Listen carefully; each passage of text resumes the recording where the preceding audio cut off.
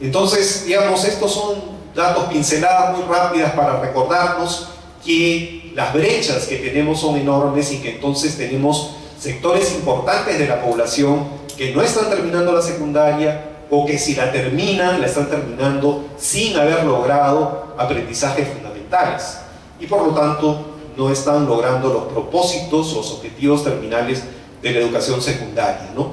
Es el caso del área de comunicación. Estos son resultados de la UMC, si no me equivoco, el 2004, donde vemos cómo, digamos, comparando urbano con rural, las diferencias de quienes están respondiendo en un nivel por debajo del previo al esperado, son muchos más en el área rural.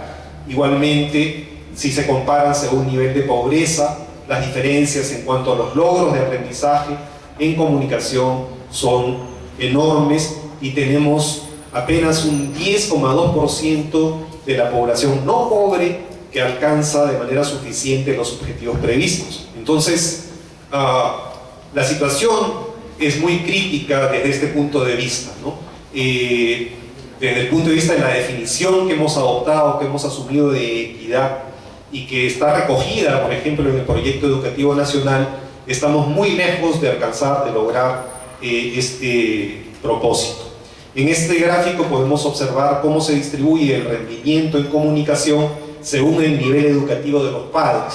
Como sabemos, el nivel educativo de los padres es uno de los indicadores más importantes del nivel socioeconómico de las familias. A mayor nivel educativo de los padres, mayor rendimiento de los hijos. Ahora, todo esto está reflejando y mostrando el resultado de un sistema escolar que hemos construido durante todo el siglo XX y que seguimos construyendo y consolidando en el año 2010, en la medida en que las políticas educativas siguen manteniendo una lógica y una dinámica similar a la que tenían en el siglo XX.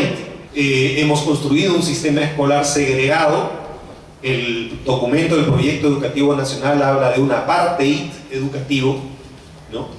En el cual tenemos escuelas privadas diversas, algunas de élite, otras de nivel intermedio, otras de nivel académico muy bajo, según la capacidad de pago de los padres de familia que ponen a sus hijos en esas escuelas. También escuelas públicas diversas, según la capacidad de demanda y de aporte de las familias. También tenemos un conjunto creciente de escuelas mixtas, público-privadas, ¿no? Con la figura de profesores pagados por el Estado y locales y otros recursos puestos por las instituciones promotoras, por ejemplo. Y tenemos todo un conjunto de escuelas que podemos llamar comunitarias, construidas la mayor parte de las veces por la propia población, precarias, con escaso aporte familiar y del Estado, que ofrecen la educación básica a los más pobres del campo y de la ciudad. La verdad es que cada segmento social, cada segmento de la población peruana tiene su escuela, ¿no? Una escuela que funciona y tiene, digamos, características, condiciones y recursos que están muy correlacionados con el nivel socioeconómico, educativo y las capacidades de demanda y de influencia de las poblaciones a las cuales atiende.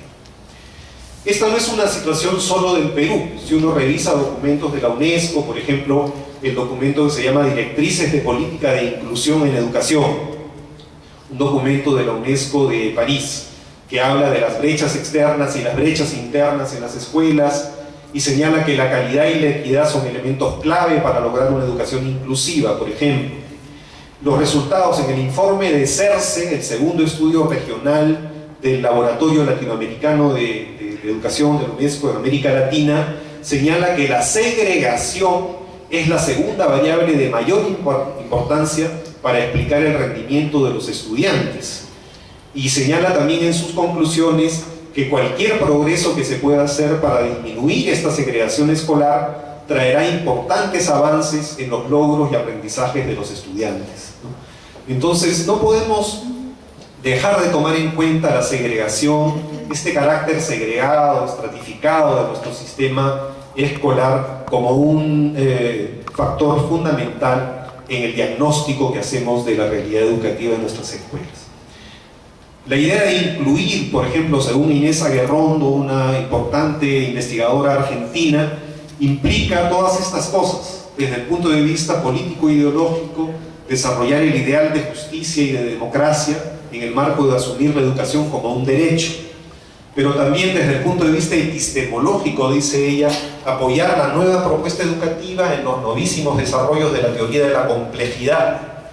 Desde el punto de vista pedagógico, adoptar los avances de las nuevas ciencias del aprendizaje para desarrollar una nueva tecnología de producción de educación o didáctica que garantice la capacidad de pensar de todos. Y finalmente, desde el punto de vista institucional, revisar la idea del sistema escolar y abarcar otros espacios institucionales, entendiendo al conjunto de la sociedad como posibles entornos de aprendizaje. Es decir, nos está diciendo Inés Aguerrondo que necesitamos replantear el sistema escolar en su conjunto desde el punto de vista político, epistemológico, pedagógico, institucional. Ahora, quisiera terminar esta breve introducción, esta presentación, con algunas preguntas provocadoras, digamos, en relación con lo que es el rol, la función del IPEA, la función de la acreditación en ese marco, ¿no? Y la gran pregunta es, ¿cuánta equidad o inclusión es posible con un sistema escolar segregado como el que tenemos? O sea, sin romper, sin transformar de manera profunda el sistema escolar segregado mismo, ¿no? Y las preguntas son, ¿se puede contribuir a la equidad desde una institución escolar renovada, efectiva, en el contexto actual? Es decir, si yo quiero ser equitativo en una escuela en la cual trabajo, ¿puedo realmente producir o contribuir a la equidad desde una escuela sin transformar el sistema? ¿Tiene sentido evaluar equidad en una escuela o en una red de escuelas populares, por ejemplo, de calidad? ¿Es compatible la equidad que propone el Proyecto Educativo Nacional y la Ley General de Educación con la existencia de este sistema segregado de escuelas privadas, mixtas, estatales diferenciadas? ¿Es compatible la equidad con este sistema segregado? ¿Es una utopía la Escuela Nacional Unitaria, integradora y a la vez protectora de la diversidad cultural? Yo quisiera compartir brevemente una experiencia de la práctica desde la Facultad de Educación de la Universidad Cayetano Heredia. Nosotros hemos estado involucrados en un conjunto de proyectos de intervención en escuelas públicas en zonas urbanas y rurales desfavorecidas.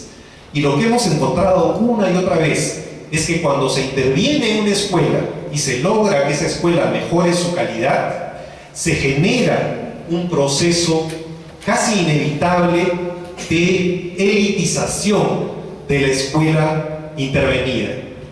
Lo hemos encontrado en diversos proyectos, como cuando las escuelas que reciben la intervención de un proyecto de ONGs o de la misma universidad o del propio Estado mejoran su calidad, se vuelven más exigente, entonces ocurre, y eso lo hemos constatado, que las familias de mejor condición socioeconómica del barrio, de la zona, del sector donde está ubicada la escuela, presionan para que sus hijos ingresen a esa escuela o a esas escuelas. Y más bien, los hijos de las familias desfavorecidas, más pobres, tienden a salir de esas escuelas para irse a otras menos exigentes con los niños y menos exigentes con las familias también, ¿no? Es un asunto que hay que analizar, porque sin duda es un efecto indeseable que nadie desea, digamos, que nadie que desarrolla un proyecto busca, pero que en la práctica nosotros hemos observado, encontramos que ocurre, ¿no? Y sucede, yo creo, con muchos esfuerzos importantes y valiosos de generar escuelas de buena calidad para las poblaciones desfavorecidas, que casi siempre terminan ofreciendo sus servicios a un sector relativamente privilegiado dentro del ámbito poblacional en el cual se ubican. Y los más pobres siempre terminan yendo a las escuelas más precarias, más descuidadas, más abandonadas. Y finalmente, estas dos últimas preguntas en relación con este mismo tema, ¿no? ¿Cuánta equidad e inclusión es posible con este sistema escolar segregado? En el contexto de las políticas educativas actuales que consolidan el sistema escolar segregado existente, ¿puede un programa de evaluación y acreditación de escuelas contribuir a lograr mayor equidad? Pues yo creo que esta es una pregunta válida, un poco provocadora en este contexto del IPEVA, pero que me parece necesario reflexionar sobre ella, ¿no? ¿Será la acreditación un mecanismo de iluminación o de señalización de escuelas efectivas que facilite el proceso de segregación, como sucede con los rankings y los semáforos de otros países? En la medida en que la acreditación da a conocer a las familias cuáles son las escuelas que están funcionando mejor, entonces se van a dar estos procesos, estas dinámicas de presión desde aquellas familias que tienen mayor capacidad de demanda, de influencia, ¿no?, de pago, de contribución a las escuelas para que sus hijos sean aceptados en estas escuelas.